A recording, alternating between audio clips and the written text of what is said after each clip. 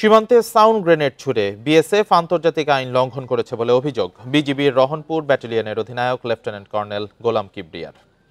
দুপুরে চাঁপাইনবাবগঞ্জের চৌকা সীমান্তে কথা জানান তিনি। বলেন, এরই মধ্যে বিষয়টি বিজিবির মহাপরিচালককে জানানো হয়েছে। এ প্রশ্নে বিজিবি বিএসএফ এর উচ্চ পর্যায়ে বৈঠকে আলোচনা হবে। জনগণকে সঙ্গে নিয়ে বিজিবি প্রস্তুত আছে উল্লেখ করে কিবরিয়া বলেন, সীমান্তের 1 ইঞ্চি জমিও ছাড় দেয়া হবে না। শনিবার শিবগঞ্জের চৌকা সীমান্তে দুই দেশের বাসিন্দাদের মধ্যে সংঘর্ষে আহত হন 3 বাংলাদেশি। শূন্যরেখার কাছে গাছ কাটাকে কেন্দ্র করে সংঘাতে জড়ান তারা। পরে এ ঘটনায় দুঃখ প্রকাশ করে বিএসএফ। মব কন্ট্রোল করার জন্য ওরা সাউন্ড গ্রেনেড নিক্ষেপ করেছে, যেটা ওরা ইন্টারন্যাশনাল আইন যেটা আছে এটা ভঙ্গ করেছে।